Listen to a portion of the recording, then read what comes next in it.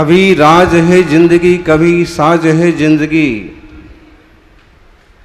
बजाना आया तो संगीत और साज है जिंदगी, ना बजाना आया तो क्षण भर की शांति के लिए भी मोहताज है जिंदगी।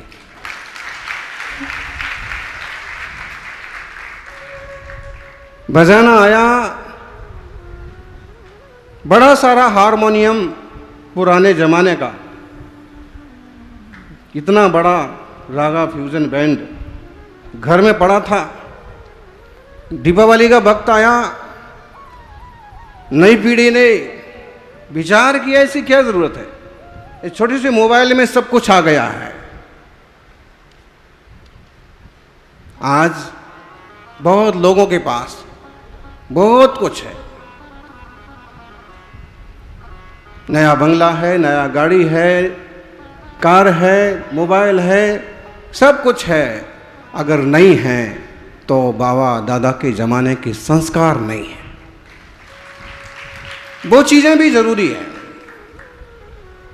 जिन युवाओं के लिए आशीर्वाद जिन्होंने नए के साथ साथ पुरातन को संभाल के रखा है और आगे बढ़ाने की कोशिश कर रहे हैं। घर के बड़े बुजुर्गों ने थोड़ा समझाया कि बेटे रहने दो, बड़ा ढोल है तो क्या हुआ, बड़ा हारमोनियम है तो क्या हुआ। पोते ने कहा कि मोबाइल में सब कुछ आ गया है, इसको हटाओ, आधा घर तो इसी से भरा रहता है। उठाया, शाम नहीं कूड़े का ढेर था, बाहर डाल दिया। किसी को बेचने की भी भावना नहीं दर्शाई, बाहर रख करके अंदर गए। घर खाली खाली दिख रहा है, साफ सुथरा दिख रहा है। इतने में कोई फकीर आया और उसने देखा इतना बड़ा हारमोनियम, संभाला, तारों को जमाया और बाजू में पेड़ के नीचे तान छेड़ना, एक सुरीला सा गीत गाना चालू किया, संगीत निकालना चालू किया। सारा मोहल्ला इकट्ठा हो गया, मोहल्ले के लोग झूमने लगे, बिना महफिल की महफिल हो गई। जब सादा सा गायक हो और सादा सा बजाने वाला हो और जब वह झूम करके गाता बजाता है तो ही लोग झूमने लगते हैं। संगीत का जादू वो होता है कि आक्रमण करने वाला नाग भी झूमने लग जाता है। एक बहुत प्रसिद्ध जैन आचार्य हुए पार्श्वदेव, और उन्होंने संगीत समयसार की रचना की। समयसार भी संगीत हो सकता है, संगीत भी समयसार हो सकता है, अपने भीतर डुबोने वाला हो सकता है। आजकल के लोगों ने भले इसे वासनाओं का और कामनाओं का साधन बना लिया हो, लेकिन इनकी संगीत की साधना करने वाले जानते हैं कि संगीत के बल पर अंतर की गहराइयों में भी उतरा जाता है। तानसेन अकबर के दरबारी गायक थे और कहते जब वो दीप राग गाते थे तो दीपक जल उठते थे, मेघ मल्हार गाते थे तो पानी बरसता था। अकबर ने एक बार कहा कि इतना बढ़िया तुम्हारा गीत और संगीत है, तुमने सीखा किससे है, कैसे सीखा?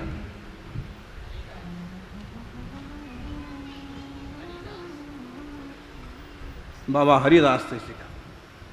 जब तुम इतना गाते बजाते हो तो तुम्हारे बाबा कितना गाते होंगे, कितना बढ़िया उनका म्यूजिक होता होगा। एक बार उन्हें भी लाओ, उन्हें भी सुनाओ। तानसेन ने कहा कि उनका ना मुश्किल है, एक बार कहो, जाकर के कहो कि दुनिया के शहंशाह ने आपको बुलाया है, सम्राट ने बुलाया, बादशाह अकबर ने बुलाया है। उन्होंने कहा कि मुश्किल है, कह के देखो, कोशिश करो। कोशिश करने वालों की कभी, तानसेन ने कोशिश की, लेकिन हरिदास ने कहा कि मेरा क्या काम, मैं नहीं जाता। नहीं, आप पधारिए, आपकी महिमा बढ़ेगी, आपका नाम होगा, आपका सम्मान होगा। लेकिन जो सच्चे त्यागी होते हैं, परमात्मा में लीन होते हैं, 20 तरह की परवाह नहीं करते। गीता में इन्हें स्थित प्रज्ञ कहा है नारायण कृष्ण ने, ऐसे कहाँ मिलते हैं। फिर भी इस कलयुग का सौभाग्य है कि महावीर स्वामी की परंपरा में ऐसे मुनि आज भी थोड़े ही सही लेकिन मिलते हैं। बाबा ने मना कर दिया।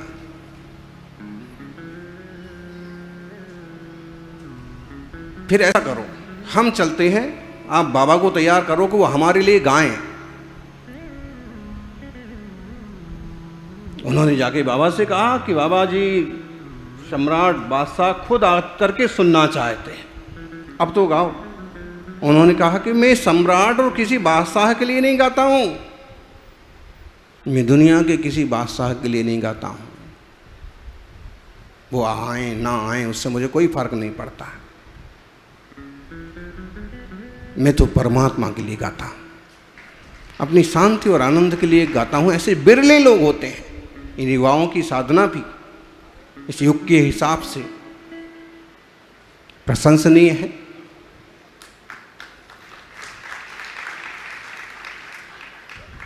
अच्छा, तो ऐसा करते हैं,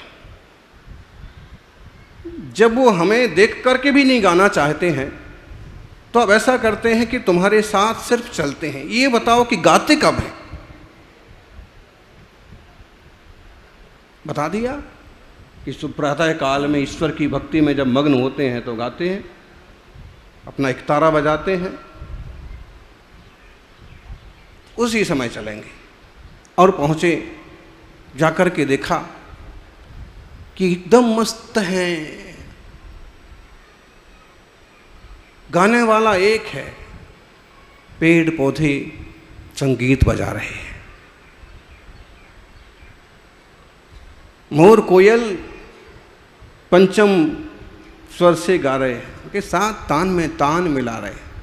और उस वातावरण को देख करके क्षण भर के लिए अकबर की भी अकड़ छूट गई। कहते हैं जब संगीत पूरा हुआ, वहाँ से निकलते निकलते निकलते एक बार सोचा कि पूछ तो लें कि इतना बढ़िया गा कैसे लेते।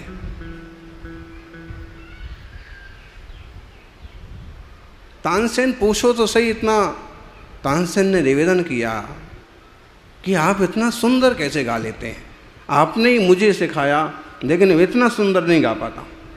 रविंद्र जैन के गीत पेश करने की बड़ी कोशिश की, लेकिन रविंद्र जैन का जो गले का वजन है, जो गले का वजन है, और जो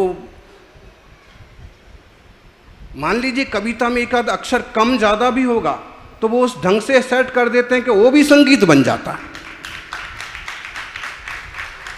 अभी हम चाह रहे थे कि प्रेम प्रकाश जी वो पंचकल्याणक वाला पूरा गीत गाते, या रवि जी जो चालू किया था हो नगर नगर में बाहुबली, इस साथ में रहे हैं तो उनको थोड़ा उस टाइप का आइडिया है, और आप अभ्यास करेंगे तो आपको भी जम जाएगा। लेकिन वो जब लंबे विहार होते हैं, साधु पाँव पाँव ही चलते हैं, जब पाँव पाँव चलते हैं और कोई युवक साथ में चलते हैं तो कभी कभी वो एक गीत लगाते हैं, तो हमारी इच्छा रहती है कि वो ये वाले गीत लगाएं, फिजूल के गाने बजाय की बजाय रविंद्र जैन के गीत हैं या कोई इस तरह के धर्म के गीत हैं जिससे मन सही दिशा में जाए, सुनने वालों का भी खुद का भी। हरिदास जी से पूछा आप इतना बढ़िया कैसे गा लेते हैं? और अकबर ने पूछा हाँ तानसेन भी गाते हैं, आप भी गाते हैं, लेकिन आप इतना बढ़िया कैसे गाते हैं? उन्होंने कहा कि तानसेन बादशाह को खुश करने के लिए गाता है और मैं परमात्मा को खुश करने के लिए गाता हूँ। मैं आत्मा को खुश करने के लिए गाता हूं। ज्ञानी मायने नहीं रखता है कई बार, अभ्यास अपनी जगह है। कहते हैं मीराबाई जी को कृष्ण भक्ति का बहुत ज़्यादा उत्साह था, गाने में मगन हो जाते थे तो पागलों जैसी चेष्टा हो जाती थी। किसी संगीत के विशेषज्ञ ने गाते वक्त उनके सम्मुख दीवार पर लिख दिया, राग में गाया करो, राग में गाया करो। जब मीरा का गीत पूरा हुआ, आंखें खोली, दीवार पर देखा, पंडित लिख के गए हैं राग में गाया करो। उनने उसके आगे एक अक्षर जोड़ दिया, अनुराग में गाया करो। राग में गाना भी मायने रखता है, लेकिन अनुराग में जब गाया जाता है तो उसमें जान आ जाती है। अभी आप देख रहे थे, मुख से भी तरह तरह की आवाज निकाल करके।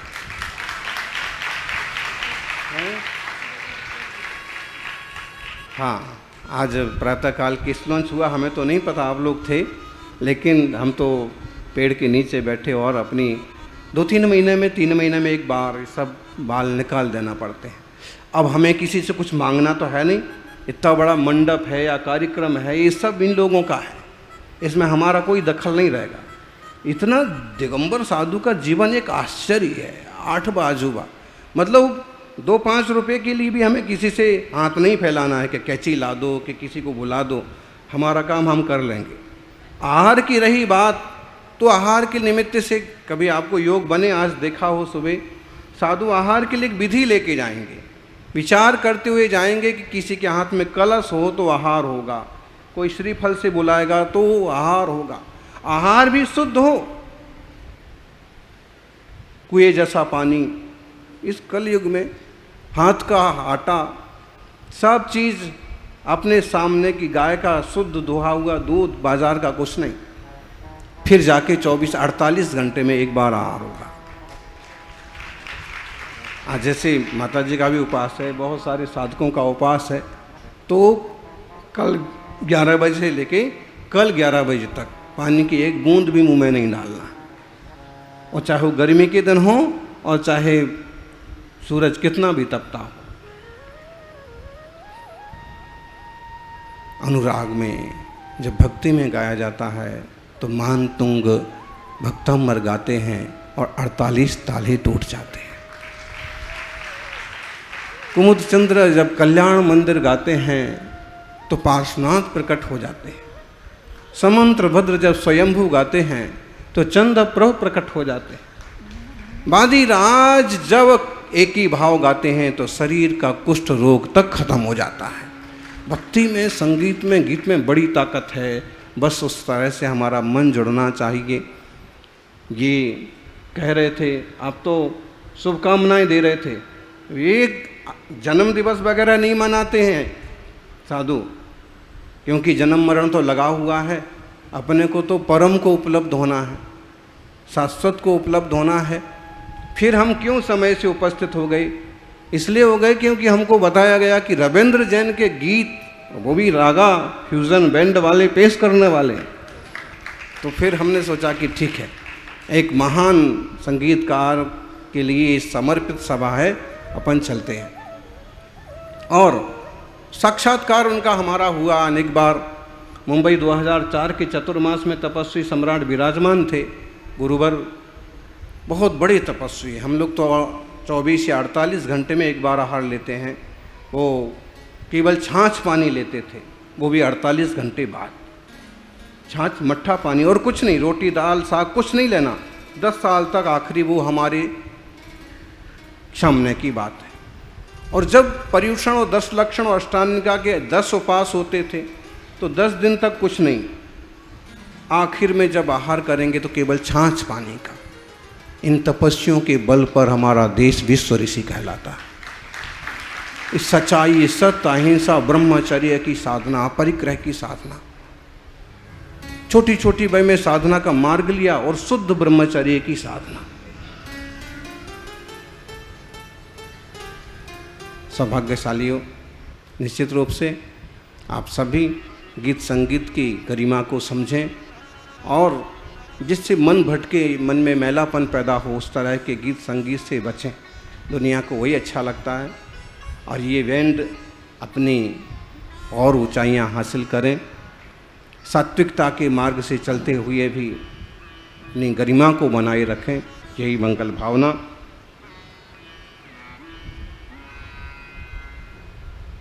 जैसे फकीर के हारमोनियम पर मोहल्ले वाले झूमने लगे। जब मोहल्ला इकट्ठा हो गया तो घर के लोग भी निकल के आ गए। जिसने बाहर फिकवाया था वो पोता भी निकल के आ गया। घर वालों ने अब अपना धिक्कार जताना चालू किया, ये हारमोनियम तो हमारा है। बड़े लोगों ने कहा, उस पोते ने भी कहा कि इतना बढ़िया बज रहा है, ये हारमोनियम तो हमारा है। तो उसने पूछा कि तुम लोगों ने फेंक क्यों दिया था? तो सब एक दूसरे का मुंह देखने लगे। फिर उसने कहा कि हम लोगों को अनावश्यक लगा इसलिए फेंक दिया।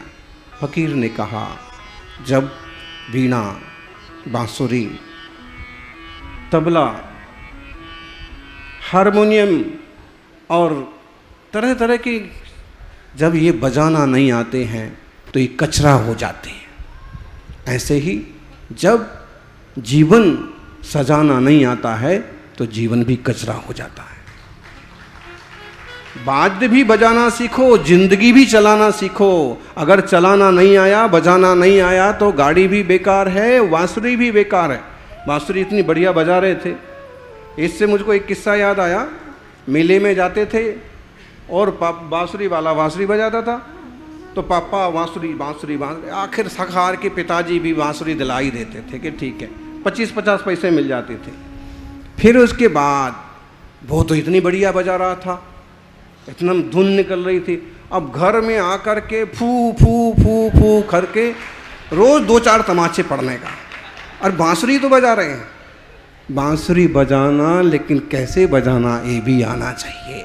जब बजाना नहीं आता है तो रोज घर में तमाशा होता है, मार पड़ती है, कलह होती है। जिंदगी बजाना भी आना चाहिए और बांसुरी बजाना भी आ जाए। बांसुरी का कितना बड़ा संदेश है कि 1000 छेद छाती में हों, सैकड़ों संकट सामने हों, फिर भी मीठा स्वर निकालिए, फिर भी अच्छी आवाज़ निकालिए। कोशिश करिए अपन इस जीवन को एक अच्छे म्यूजिक इंस्ट्रूमेंट्स की तरह उपयोग करें, परिवार और समाज को साथ लेके चलें, परमात्मा के मार्ग पर बढ़ें। यही मंगल भावना। सोनो कल्याण, सोनो मंगल थाओ, ये मंगल भावना साथे बिरमू छूं। जय बोलिए 24 तीर्थंकर भगवान की, अहिंसामयी सनातन विश्व धर्म की।